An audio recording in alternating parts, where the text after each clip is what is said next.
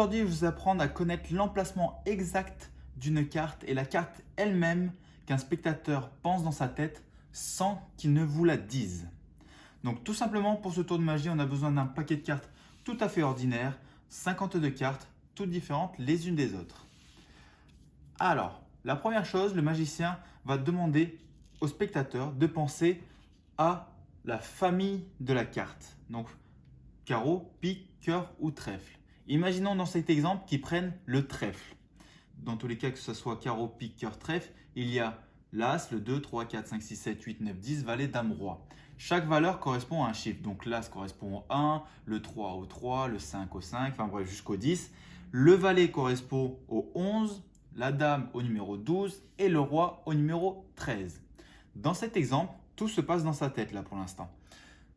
On va lui demander de penser à un chiffre du coup, la valeur de la carte. Donc ici, on va prendre par exemple le 7 de trèfle.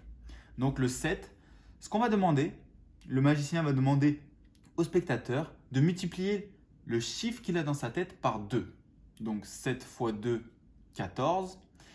Et ensuite, il a un nouveau numéro. Donc ce chiffre 14, on ne le sait pas, le magicien ne le sait pas. Et il va demander au spectateur de le remultiplier une deuxième fois par 2.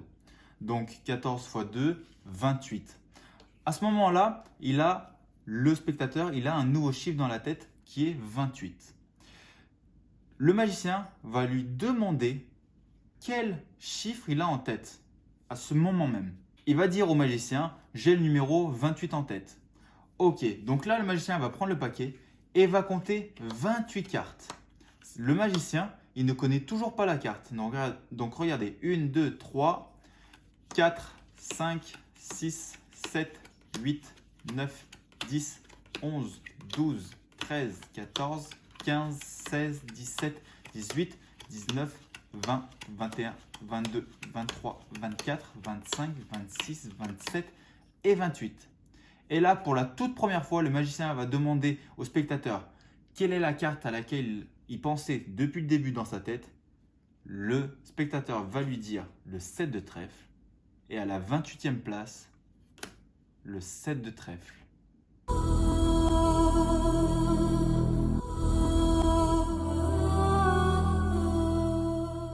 Alors, pour l'explication du tour, je vais avoir besoin d'un deuxième paquet car il y a une très grosse préparation à faire. Une fois que la préparation est faite, le tour se fait automatiquement. Le magicien n'a plus rien à faire.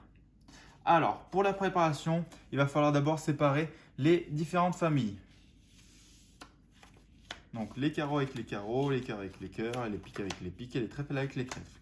On se retrouve après le tri.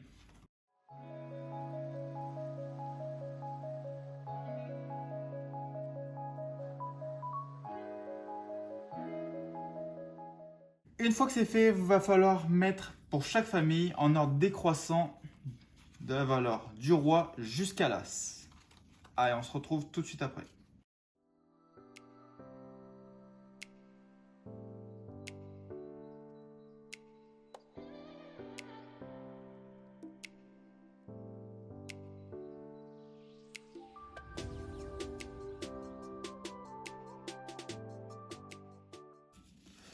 Allez, une fois que c'est fait, on va venir reprendre les paquets en mettant dans un bon ordre. Donc carreau, pique, cœur et trèfle.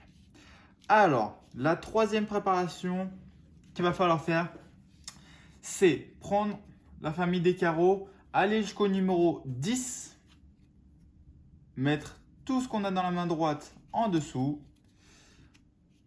Ici, pour la famille des piques, on va jusqu'au numéro 7.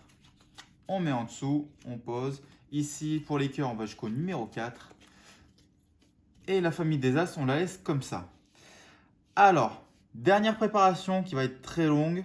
On se retrouve tout de suite après. Il va falloir mettre une carte de chaque paquet, ainsi de suite. Et faire ça avec tous les 4 paquets. On se retrouve après.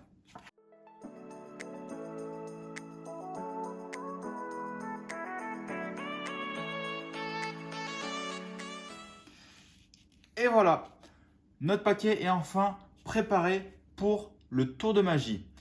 C'est un mécanisme qui est mathématique, je ne vais pas pouvoir vous en dire plus que ça, mais le tour se fait automatiquement. Alors, petite précision concernant la dernière carte.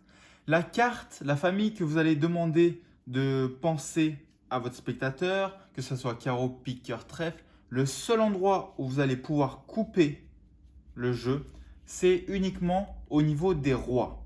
Donc, si la famille que le spectateur choisit est le trèfle, vous ne bougez pas le paquet, vous le laissez comme tel.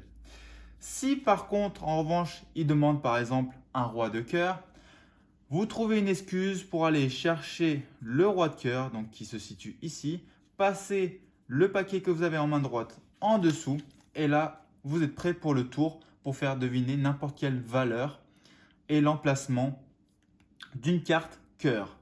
Donc, de même, si c'est pour un roi de pique, une famille de pique, pardon, et enfin, la même chose si c'est pour une famille de carreaux. Donc, imaginons, pour l'exemple, il choisit du pique, comme ceci, et on va lui dire de penser à une carte. Donc là, le paquet, il est soi-disant bien mélangé, il n'y a aucune préparation visible, donc vous pouvez montrer le paquet de cartes. Attention surtout à ne pas le mélanger, sinon le mécanisme ne marchera plus. Donc, on va lui demander de penser à une carte. Il nous a dit qu'il pensait à du pique. Et là, à partir de là, maintenant, tout ce qui se passe, ça se passe dans sa tête. Donc, imaginons qu'il choisisse le 3 de pique. C'est un tour qui se fait vraiment automatique. Le 3 de pique, on va lui demander de prendre la valeur de la carte. Donc là, ici, c'est le 3. De multiplier par 2. Ça va donner 6. Le nouveau chiffre qu'il a dans la tête, on va le remultiplier par 2. Donc 12. Là, le magicien, il ne sait toujours pas quelle carte il a en tête. Et maintenant, du coup, quel chiffre il a en tête. Donc là, on va lui demander quel chiffre avez-vous maintenant en tête. Il va nous répondre 12. Ce qu'on va faire, c'est qu'on va tout simplement et bêtement prendre le paquet et mettre les cartes une à une. Attention à bien les retourner. Parce que si vous les mettez comme ça, une à une, vous inversez l'ordre. Et là, le tour ne va pas marcher. Donc, il pense au chiffre 12. Nous, on va prendre les cartes une à une, compter 1, 2, 3, 4, 5, 6, 7, 8, 9, 10, 11 et la 12e. Avant de la retourner, vous demandez au spectateur la carte à laquelle il pense depuis le début. Il va vous dire le 3 de pique et en effet, c'est le 3 de pique. Une fois que c'est fait, si vous voulez recommencer le tour tout de suite après, vous n'avez strictement rien à faire. Vous reprenez le paquet. Et là, le mécanisme est à nouveau opérationnel. Vous pouvez tout de suite enchaîner.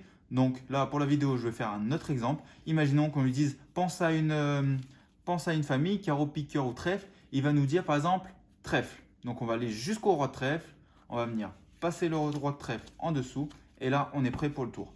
On va lui demander de penser à une carte. Imaginons, donc dans les trèfles, il pense au 8 de trèfle. On va lui demander de multiplier par 2.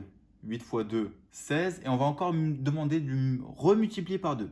Donc 16 x 2, 32.